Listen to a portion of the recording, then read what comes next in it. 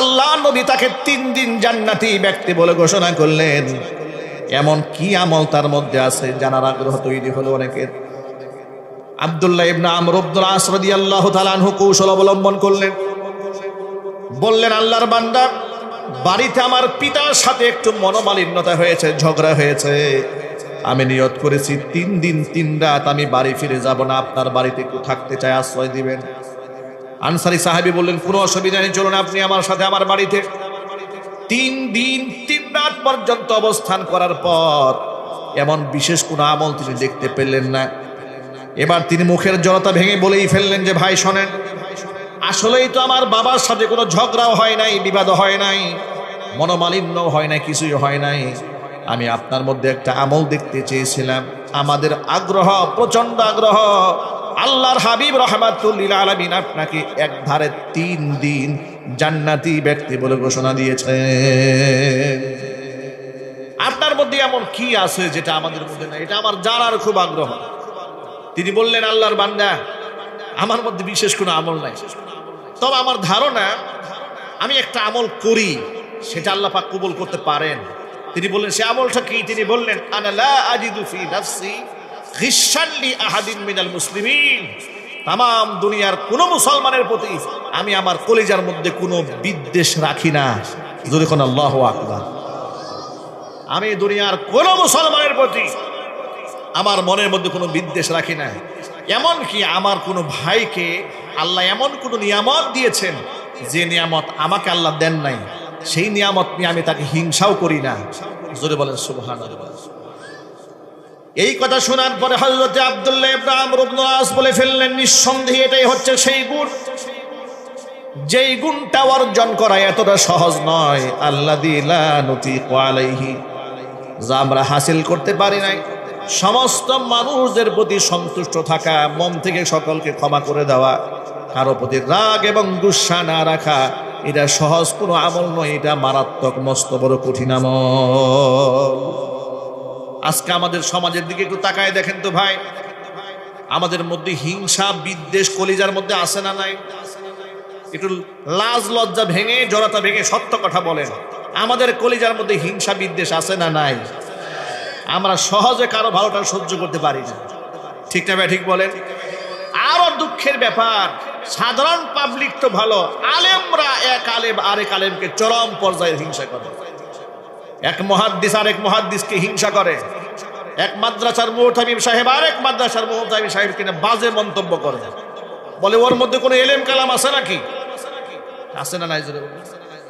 মানে একমাত্র আমার কাছে খাঁটি ঘি আছে, আর কারো কাছে নাই। এই যে মানসিকতা, এই মানসিকতা থেকে আমাদের বের হয়ে আসতে হবে। এই যে সমাজে রাজনৈতিক বিভাজন তৈরি হয়েছে, বর্তমান তো আওয়ামী জাহিলিয়াতের আমল চলে গেছে, আওয়ামী লীগ আর নাই সমাজে। কিন্তু সামনে নির্বাচনকে কেন্দ্র করে এখানে বিএনপি জোট এবং জামাত জোট, দুইটা জোটের মধ্যে দেখতে পাচ্ছি আমরা খুব ফেসবুক, অনলাইন, সোশ্যাল মিডিয়াতে কে কাকে ঘায়েল করে মানুষের সামনে লাঞ্ছিত করতে পারবে, ছোট করতে পারবে, ব্যঙ্গ আর বিদ্রুপ করতে পারবে। যিনি বেশি করতে পারবেন তিনি খুব বুদ্ধিজীবী, ঠিক না ভাই? ঠিক ভাইরা, দিন শেষে কিন্তু রবের সামনে দাঁড়াতে হবে। দিন শেষে আমাদেরকে কার সামনে দাঁড়াতে হবে? রবের সামনে দাঁড়াতে হবে। আপনি কাকে হিংসা করছেন? ফেসবুকে কাকে গালি দিচ্ছেন? কোন আলেমকে গালি দিচ্ছেন আপনি? আপনার মতো জাহেল, আপনার 5 ওয়াক্ত নামাজ ঠিক তাই, আর আপনি যাকে গালি দিয়েছেন তার তাহাজ্জুদ মিস হয় না, খবর রেখেছেন আপনি? ঠিক না ভাই? ঠিক বলেন। আপনি যার সমালোচনা করছেন একটু কম্পেয়ার করেন তো, ভালো করে খোঁজ খবর নিয়ে দেখেন, আপনার সারা জীবনে একটা কোরআন খতমের আমল নাই। আপনার জীবন থেকে 40 বছর পাস হয়ে গেল, 30 পারা কোরআনে একটা বারের জন্য আপনি খতম করেন নাই, 50 বছর শেষ হয়ে গেছে। আর আপনি যাকে নিয়ে বাজে মন্তব্য করেছেন তার জীবনে শত শত কোরআন খতমের সওয়াব আল্লাহ পাক দান করেছেন। মন্তব্য করার আগে আয়নায় নিজের চেহারাটা একটু দেখুন, ঠিক কিনা বলে? আপনি চিন্তা করেন, আমি কার ব্যাপারে কলম ধরেছি, আমি কার সম্মানহানি করেছি, আমি কার গীবত করেছি, আমি কার শিকায়াত করেছি, কাকে আমি মানুষের সামনে ব্যঙ্গ করেছি, বিদ্রুপ করেছি, ছোট করেছি। এই ক্ষেত্রে সতর্কতার স্বরূপ কয়েকটা কথা বলে দেই। গীবত সব সময়ের জন্য হারাম, গীবত কখনো জায়েজ হতে পারে না। তবে কিছু কিছু আমলকে এই সমাজের লোকেরা গীবত মনে করে, যেটা গীবতের অন্তর্ভুক্ত নয়। যেমন কিছুক্ষণ আগে এক জাহেল বক্তার ব্যাপারে ইঙ্গিত করে বললাম, এই সমাজের মধ্যে এমন বক্তা নামক তক্তা আছে, জাহেল আছে, বক্তা সেজে মানুষের সাথে বদদিনী করে।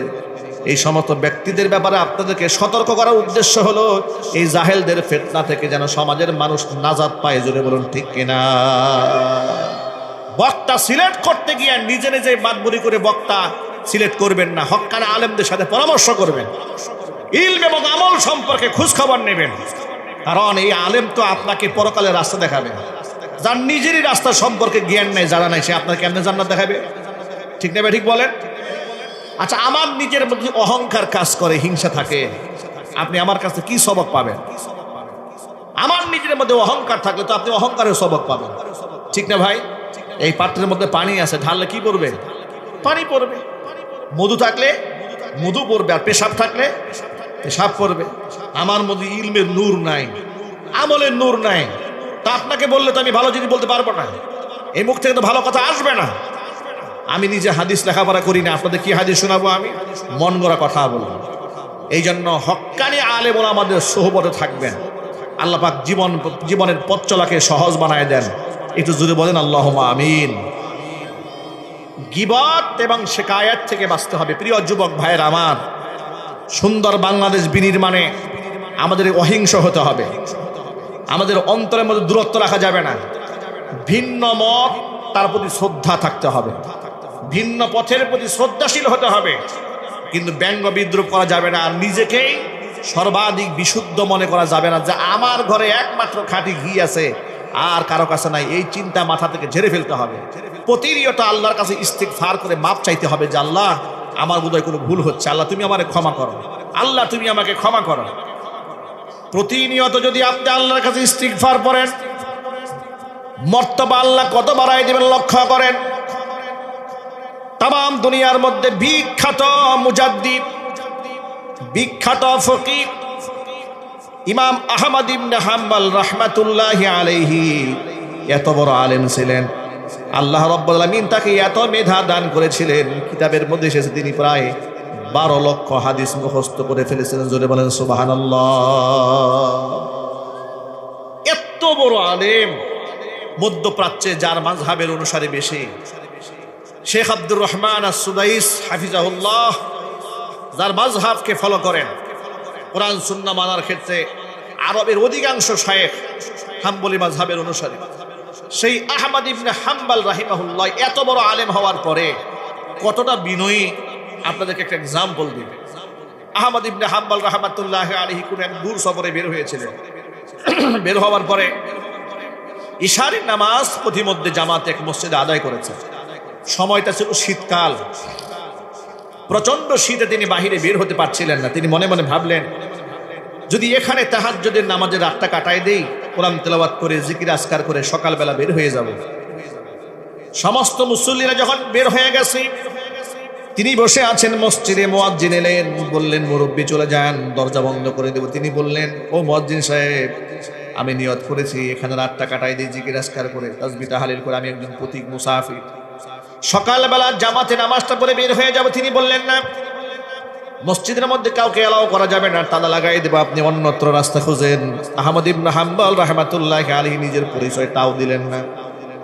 অথচ ওই সময় যদি আহমদ ইবনে হাম্বল নিজের পরিচয়টা দিতেন, মুয়াজ্জিন সাহেব তার জুতা মাথায় নিয়ে রাখতো।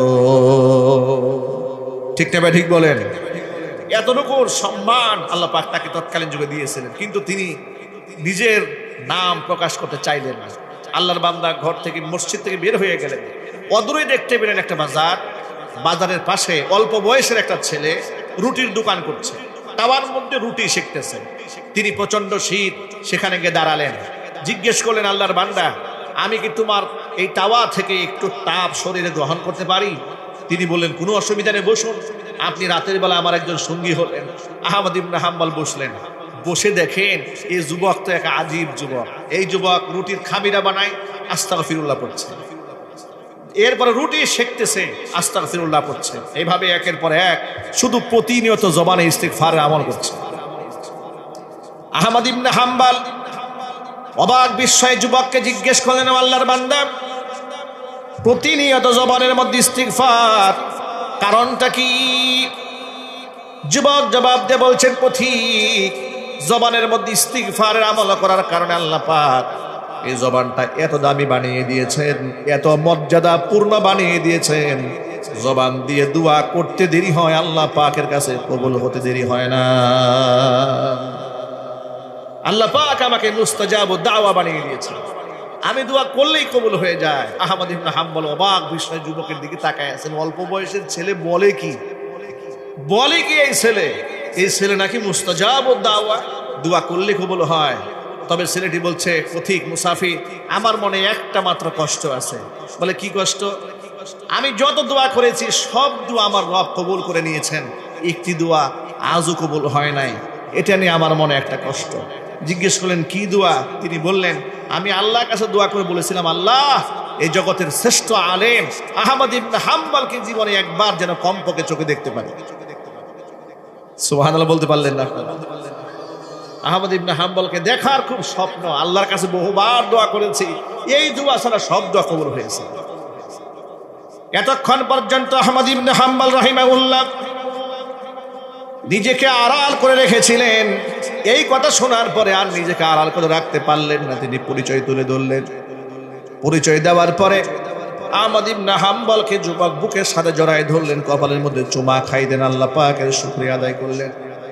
ও যুবক ভাইয়ের আমার, এই জন্য বলতে চাই, আল্লাহর ওলি হওয়ার জন্য আর মুস্তাজাবুদ দাওয়া হয়ে যাওয়ার জন্য অনেক বড় আলেম হতে হয় না, মুফতি হতে হয় না, মুহাদ্দিস হতে হয় না। আল্লাহমুখী হয়ে যান। আপনি যে ব্যবসা করেন না কেন, খেত খামারে কাজ করেও যদি আপনি আল্লাহকে ডাক দেন, নিঃসন্দেহে মহান রব আপনাকে ডাকে সাড়া দিয়ে দিবে। সুবহানাল্লাহ।